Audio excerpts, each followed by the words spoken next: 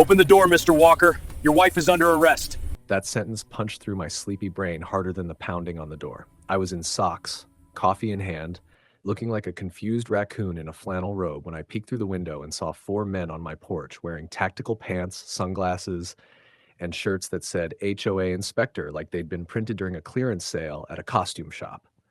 Leading the circus was Greg Morrison, my neighbor, my fence-hating enemy, and apparently the world's first suburban SWAT HOA commando. I cracked the door with the chain on. "What is this, Greg?" "Comic-Con moved to Tuesday mornings?" "Step aside, sir," he growled, resting a hand on a very fake-looking gun. "Your wife needs to come with us for questioning." That's when Sarah stepped beside me, calm as a yoga instructor in a hostage movie. "Do you have a warrant?" she asked sweetly. Greg blinked like a confused goldfish. "I don't need." "You're impersonating officers on my porch at sunrise," she said, eyes locked on his. "Daniel, call the sheriff. Sorry, Fred. Tell them four armed men are pretending to be authority figures again." Again. Somewhere down the street, a camera shutter clicked. Mrs. Jenkins had woken up and chosen violence. Greg went pale. His little HOA Avengers shifted uncomfortably. And in that moment, I realized something beautiful. My wife wasn't scared. She was amused. And Greg Morrison had just knocked on the wrong door.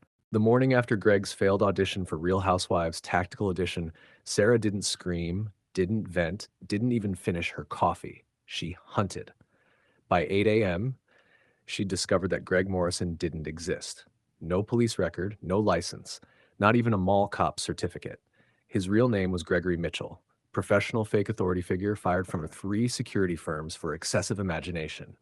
That's when Sarah grinned, the same way sharks probably smile. She planted the bait like a suburban magician. First, she posted in the HOA group chat. Open quote, "Heads up neighbors, we'll be storing equipment for a county training exercise. You may see activity late at night." Close quote. Greg took the bait so hard I swear I heard the splash. By noon, the tree camera caught him pacing our sidewalk like a raccoon that smelled pizza through a window.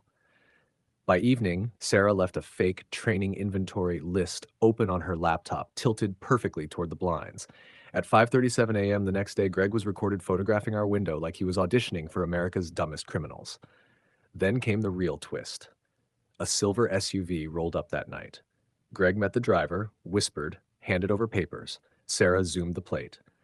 "Victor Hale," she said calmly. I choked on my sandwich. The same real estate predator who bullied military families into selling homes cheap?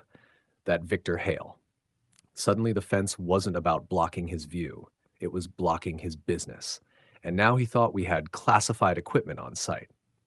Sarah leaned back in her chair. "Step 2, she whispered. I had no idea what step 3 was, but I had a feeling it involved Greg discovering that karma does cardio. "I've conducted a background investigation on the Walkers." Greg said it like he was unveiling the Mona Lisa, standing in front of 30 folding chairs, wearing a fake badge that looked like it free with a kid's meal. "Their fence blocks security sightlines, and Mrs. Walker's job is classified." That's when Sarah stepped forward. "Great," she said. "Before we go on, what's your badge number?" Greg laughed nervously. "That's sensitive information." She plugged in the projector. Up popped the county's official law enforcement roster. She scrolled slowly. MMM. No Greg Morrison.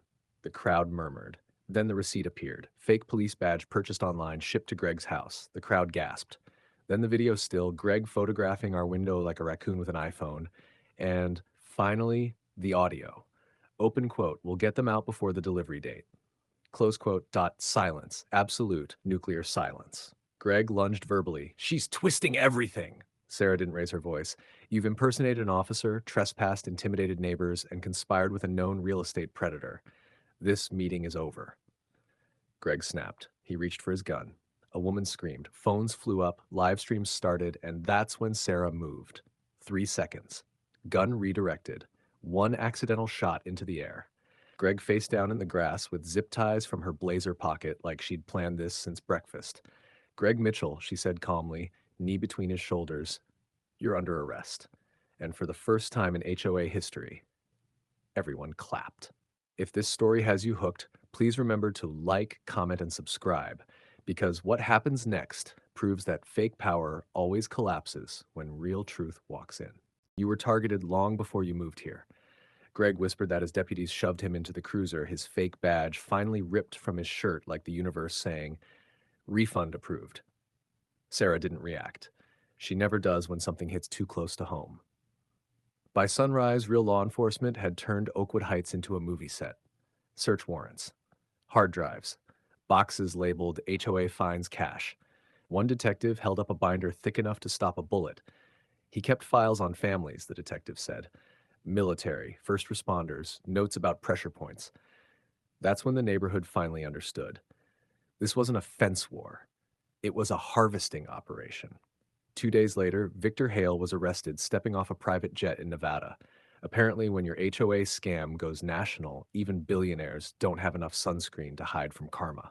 6 weeks passed. The HOA reformed. Transparent finances, rotating leadership, no more security chair. The kids got a new playground slide paid for with seized funds. Someone mounted a bronze plaque at the base in honor of those who stood up when it was easier to stay quiet. Sometimes I still catch Sarah staring down the street at passing vans, instincts that never clock out. And once we got a postcard with no return address, just one sentence. You stopped one of them. There are more. She locked it in her desk and kissed my cheek. Normal is overrated, she said softly. Now when I water the flowers by our still standing 6-foot fence, neighbors wave again. Kids ride bikes. Laughter lives here. But somewhere out there, bad men are realizing something important. They picked the wrong house. Please remember to like, comment, and subscribe, and tell us, what would you have done if fake authority knocked on your door at sunrise? Share this story with your loved ones, and tell us where you're watching from. It makes us happy to see how far our stories go.